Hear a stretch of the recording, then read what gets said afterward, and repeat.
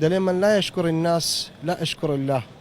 هەر کەسێک ئەگەر سوپاسی بەرامبەرە خۆی نەکاتن سوپاسی خوای گەورەش ناکا. من دەستخۆشیان لێ دەکەم بەڕاستی قیمەی ئەخلاقن.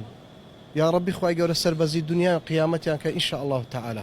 شتێکی بەڕاستی دڵخۆشکەر هەیە لە سناعی خەبات.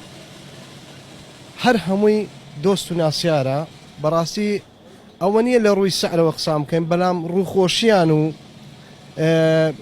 با بڵێن بە خێرهاتنیان لەو هاوڵاتیانە کە سیارەیان عاتڵ بووە ئەوە بەڕاستی شتێکی زۆر بە شتێکی زۆر جوان و پێشکەوتوی دەزانم بەڕاستی لەو زورفی ئێستا بەڵام ئەلێرە شتەشکەش هەیە گرنگتر کە تو بە شەوا لە زێشی عاتڵی هەر با بڵێن هەر خزم و دۆستەکانی خۆمان کە لەو سیناعی کە دەستی وەستاییان هەیە هەر بە شەواش دەستی یارمەتی لۆ درێژ دەکەن و نایلن لە ڕێگایان بۆستن.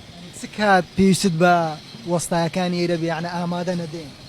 ئەو کاتێک کە مەتەڵەن فیتپەمە عاتڵ بووە ئەتوو با بڵێن کەرستەی سەرەتاییت پێ نییە شتەکە تو عاتڵ بووە لە ڕێگای سەرت لێ دەرناسی بەڕاستی جێ دەستخۆشکەریە و دڵخۆشکەریە و بکە ئەوانە دێن نان لە ڕێگای زۆر بۆسی بە تایبەت ئەو کاتێک کە عایلت پێەیە.